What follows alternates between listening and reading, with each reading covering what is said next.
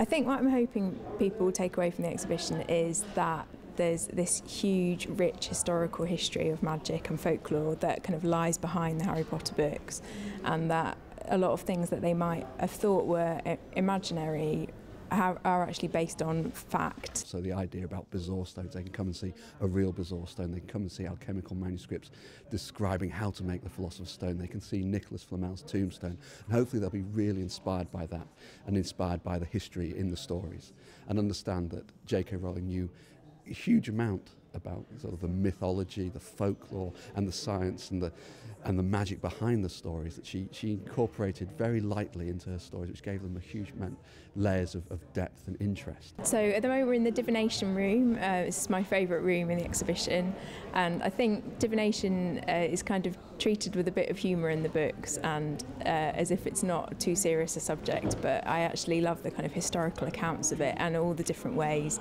that people have tried to work out what's going to happen in the future. So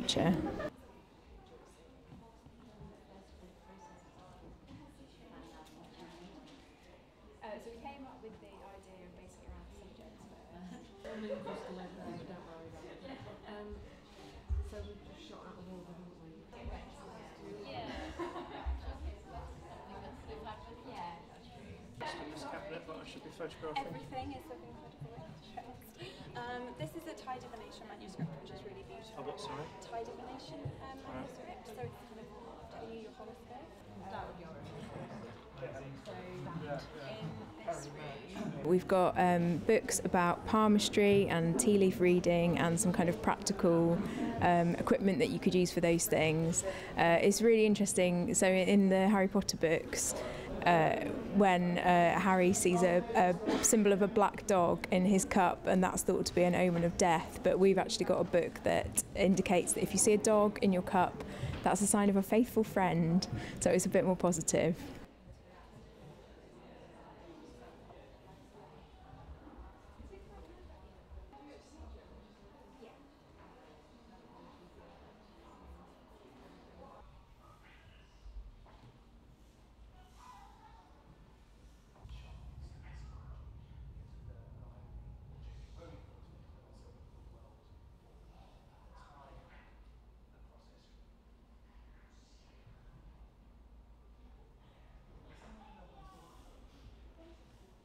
I really love the Ripley scroll, which is a real favourite, but I also really enjoy the Bezoar stones, which are mentioned in the stories, obviously, which are congruents of matter that form in the guts of goats, believed to be antidotes to poison. So yeah, there's lots of favourites.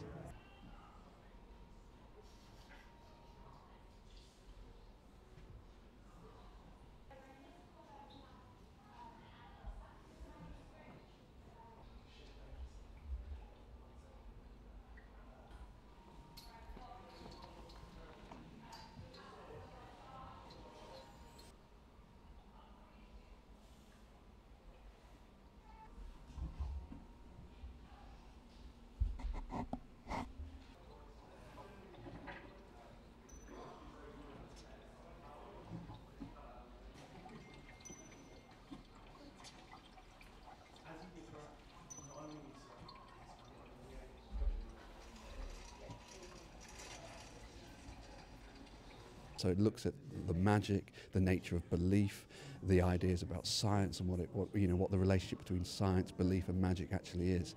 And for a lot of these guys, they're engaging in all sorts of things of a similar ilk in the early modern period.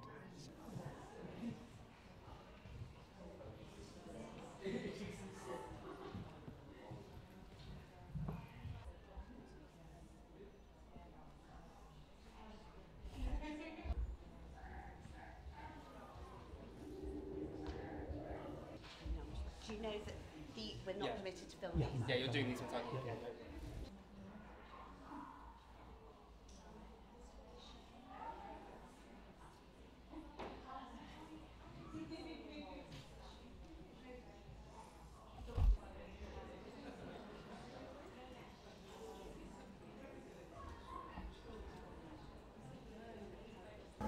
I think one of the things I learned about witches is that they get a really bad rep through history, and that it's quite hard to find positive accounts of them, which is what we really wanted to focus on in the exhibition. But once we did start looking for positive accounts, they were out there. They were just a bit rarer.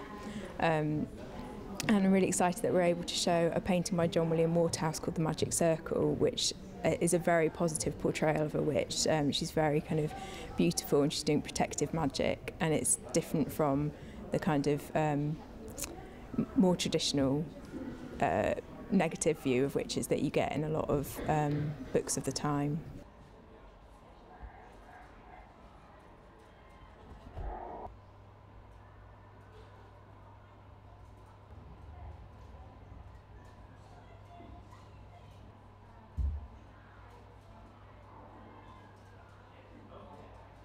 Well, I think the Harry Potter books have done a lot to change that. I think trying to think about magic as something that can be used for good in the books is a really important part of them. So